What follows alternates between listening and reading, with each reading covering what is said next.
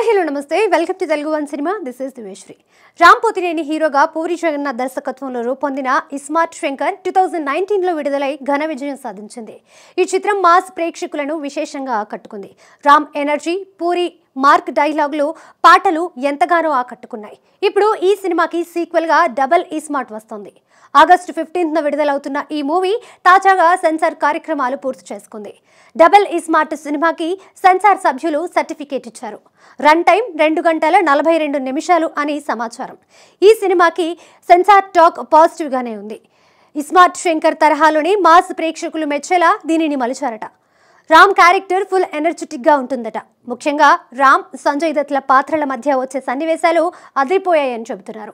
Climax twist అయితే వేరే లెవెల్లో ఉంటుందట. ఇక డైలాగ్స్ ప్రత్యేక ఆకర్షణగా నిలిచాయని అంటున్నారు. సామెతలు, వెటకారం జోడించిన తెలంగాణ యాసలో వచ్చే డైలాగులు బాగా పేలాయట. యాక్షన్, కామెడీ, రొమాంటిక్ సన్నివేశాలతో రూపొందించిన పక్కా కమర్షియల్ మూవీ అని, మరోసారి బాక్స్ ఆఫీస్ దగ్గర ఇస్మార్ట్ మ్యాజిక్ వర్కౌట్ అయ్యే ఛాన్స్ ఉందని టాక్. ఇది అటు రామ్ అభిమానులకు, ఇటు పూరి అభిమానులకు గుడ్ న్యూస్ అని చెప్పవచ్చు. ఎందుకంటే ప్రస్తుతం ఇద్దరు ఫ్లాప్స్లో ఉన్నారు. మరి ఈ ఇస్మార్ట్ శంకర్ కాంబో డబుల్ ఇస్మార్ట్తో హిట్ ట్రాక్లోకి వస్తుందేమో చూడాలి.